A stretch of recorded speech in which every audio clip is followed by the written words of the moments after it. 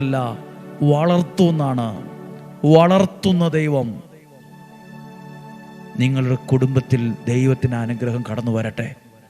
അടുത്ത വാക്യം എഴുതിയിരിക്കുവാണ്, 12-ാമത്തെ വാക്യം. ദിനങ്ങൾ തികഞ്ഞ് നീ പൂർവികരോട് ചേരുമ്പോൾ. അവിടെ നിങ്ങൾ ശ്രദ്ധിച്ചോ, ദിനങ്ങൾ തികഞ്ഞ്.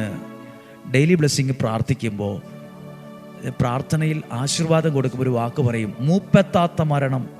അപ്പോൾ ഒത്തിരി പേര് ചോദിക്കും, അതെന്താണ് അങ്ങനെ? അതാ അതിൻ്റെ മറ്റൊരു വാക്കാണ് ദിനങ്ങൾ തികഞ്ഞ്. ദൈവം നൽകിയ ആയുസ് വരെ. ദൈവം അതാ ദിനങ്ങൾ തികഞ്ഞ്. ദൈവം തന്ന ആയുസ് തികച്ചു. എനിക്ക് നിങ്ങൾക്കും ദുർമരണങ്ങൾ ഉണ്ടാകരുത്. ദിനങ്ങൾ തികയുന്നതിന് മുമ്പ്, ആയുസ് എത്തുന്നതിന് മുമ്പുള്ള ദുർമരണങ്ങൾ, അപകട മരണങ്ങൾ ഉണ്ടാകരുത്. ദൈവം തരുന്ന ആ നാൾ വരെ ആയുസ്സെത്തി മരിക്കാൻ പറ്റണം. ദിനങ്ങൾ തികഞ്ഞ് പൂർവികരോട് ചേരുമ്പോൾ നിന്റെ ഔരസപുത്രനെ ഞാൻ ഉയർത്തി അവൻ്റെ രാജ്യം ഞാൻ സുസ്ഥിതമാക്കും. നോക്കൂ, ഔരസപുത്രനെ ഉയർത്തി അവൻ്റെ രാജ്യം ഞാൻ സ്ഥിരമാക്കും. മക്കളിലേക്ക് കടന്നു വരുന്ന അനുഗ്രഹങ്ങൾ, കൊച്ചുമക്കളിലേക്ക് കടന്നു വരുന്ന അനുഗ്രഹങ്ങൾ.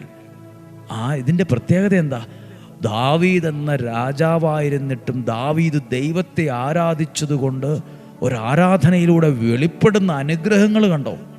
ദൈവവചനം ഇന്ന് വിശ്വാസത്തോടെ സ്വീകരിച്ച് അതിന് ആമേൻ പറയുമ്പോൾ വെളിപ്പെടുന്ന അനുഗ്രഹങ്ങൾ കുടുംബത്തിൽ തെളിഞ്ഞു വരട്ടെ. അനുഗ്രഹങ്ങൾ തലമുറയിൽ തെളിഞ്ഞു വരട്ടെ. കൊച്ചുമക്കളിൽ തെളിഞ്ഞു വരട്ടെ. മടി വേണ്ട. ഇങ്ങനെ എന്തിനാ ഇന്നും കേൾക്കുന്നേ? എന്തിനിത് അയച്ചു കൊടുക്കുന്നേ? ഇതാരും കാണുന്നില്ലേലും അറിയുന്നില്ലേലും ഇത് കാണുന്ന, അറിയുന്ന, നമ്മളെ സ്നേഹിക്കുന്ന ഒരു ദൈവമുണ്ട്. ദൈവവചനം കേൾക്കുന്ന, ദൈവവചനം സ്വീകരിക്കുന്ന, ദൈവവചനത്തെ രണ്ട് കൈ നീട്ടി സ്വീകരിക്കുന്നവർക്ക് ദൈവത്തിൻ്റെ ഒരു വാത്സല്യം കിട്ടുന്നുണ്ട്. അത് ഷെയർ ചെയ്യുമ്പോൾ ചിലർ പറയും, ഞാനതിങ്ങനെ കുറേ പേർക്ക് ഷെയർ ചെയ്യുന്നുണ്ട്. ദൈവത്തിൻ്റെ വചനമല്ലേ നിങ്ങളുടെ കരങ്ങളിലൂടെ കൊടുത്തത്? ദൈവത്തിൻ്റെ വചനത്തിന് വേണ്ടിയല്ലേ നിങ്ങൾ കരങ്ങളെ ചലിപ്പിച്ചത്, വിരലുകൾ അനക്കിയത്? ഒരു ഗ്ലാസ് വെള്ളം കൊടുത്താൽ പ്രതിഫലമുണ്ട്.